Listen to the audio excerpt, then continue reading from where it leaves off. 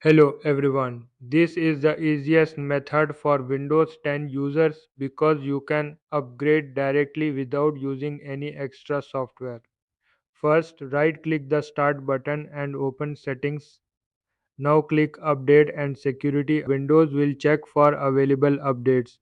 If your computer is eligible for Windows 11, you will see a message inviting you to upgrade. Click Download and install.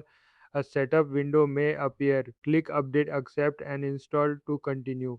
Windows will now start downloading the files needed for Windows 11. Download may take some time depending on your internet speed.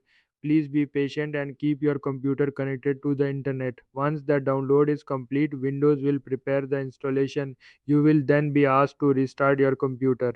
During the installation process, your computer may restart several times. Do not turn off your computer while the installation is in progress. After the installation is complete, Windows 11 will start automatically. You can now enjoy the new features and improvements in Windows 11. That's it. That's how you can download and install Windows 11 for free using Windows Update. If this video helped you, don't forget to like the video and subscribe for more Windows tips and tutorials.